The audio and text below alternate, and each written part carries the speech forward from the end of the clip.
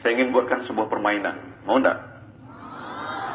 Dalam hitung 3, tolong tundukkan kepala Anda. Saya minta itu saja. Dan tidak ada yang berbicara lagi.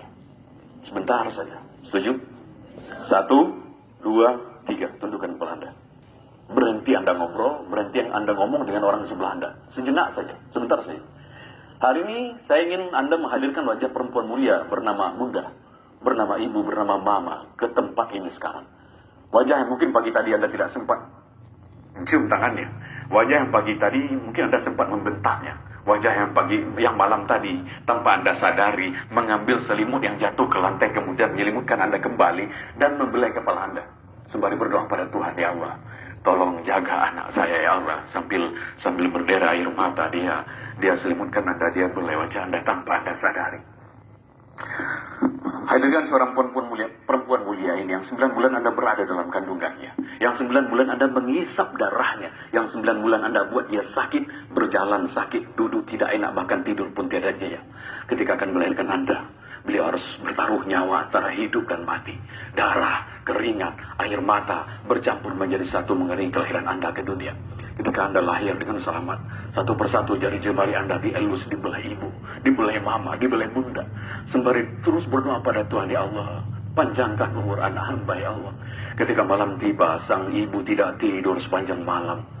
Beliau tidak rela. Andai kata 1 ekor nyamuk pun menggigit tubuh Anda. Malamnya yang panjang berlalu, sering tetesan air matanya terus berdoa pada Tuhan untuk Anda. Terkadang lebih banyak nama Anda yang disebut dalam doanya dibanding dengan untuk keselamatannya sendiri. Kadang dia sakit di pinggang, ngilu di bahu tidak dihiraukannya, agar bisa melihat Anda tidur dengan nyenyak sepanjang malam. Ketika di penghujung malam Anda terbangun, Anda tahu siapa yang mengambil Anda. Anda tahu siapa yang menimang Anda. Sembari bacakan Anda salawat kecuali ibu Anda.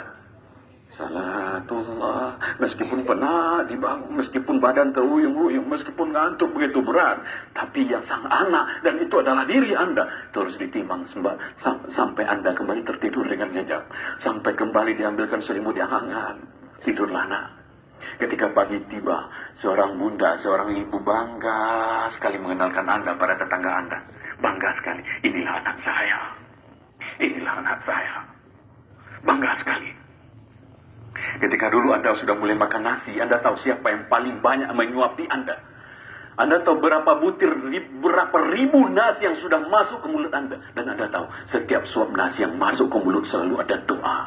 Ya Allah, sehatkan anak hamba ya Allah. Panjangkan umurnya.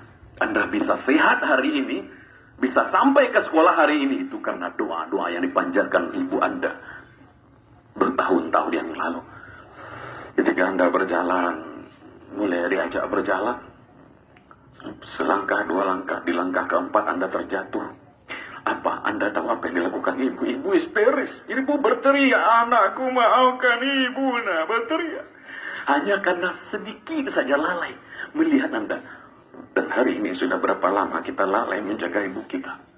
Sudah berapa lama perintahnya tidak kita lakukan?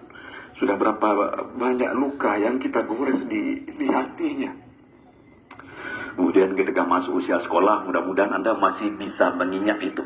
Mudah-mudahan masih segar dalam ingatan Anda. Ketika dulu akan masuk SD, akan masuk sekolah, seorang pria bernama ayah, bernama papa, bernama bapak, atau apapun panggilan kesayangan Anda pada pria hebat itu, harus banting tulang siang dan malam. Pergi pagi, pulang malam. Terkadang dalam mencari nafkah buat Anda, dia rela dihardik orang, dibentak orang. Terkadang agar Anda punya sepatu yang bagus seperti anak orang lain, punya seragam seperti anak orang lain, dia rela berhutang pada orang lain.